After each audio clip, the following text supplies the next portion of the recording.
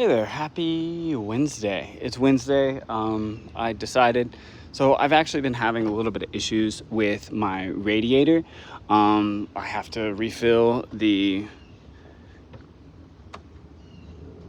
coolant reservoir tank multiple times. I've had to do it every week or so. It would have to be empty, so that tells me that there was some sort of leak in the system. I ended up doing a pressure test on it, and I identified the fact that it was this upper radiator hose. Now the process for the radiator hose I actually didn't get to film, but I went ahead and I ran to AutoZone and I purchased a new upper radiator hose. This is the old one, that's the new one, and put it on there.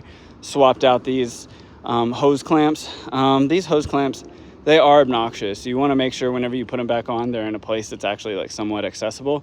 In this case, there is a hose clamp right here, and then there's a hose clamp under. There's a hose clamp right here, and then there's a hose clamp under here, very, very close to the radiator.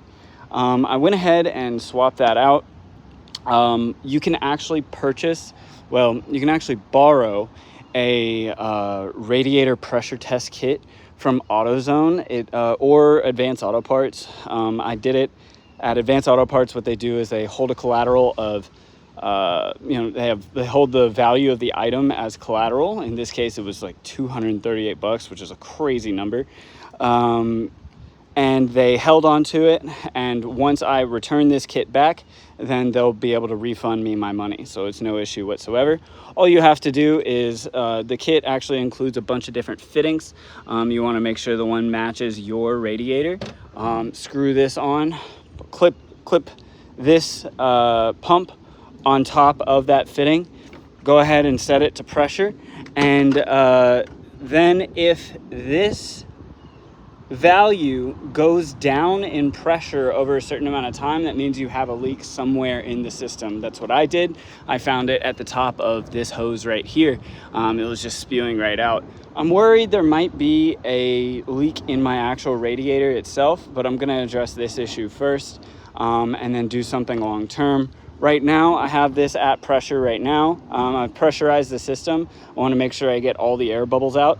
And then I'm going to let it hold for about 20 minutes to make sure that it's actually holding the pressure that I want it to. Otherwise, there may be another leak. But yeah, this was a very easy fix. Just if you have any questions, comments, worries, concerns, just let me know in the comments. So I left the system pressurized for about 20 minutes.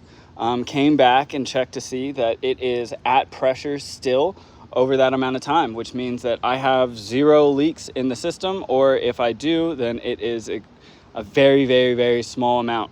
So yeah, things are good today. This was a good, easy repair. This only took me about, 40 minutes or so. So wish me luck for the next thing.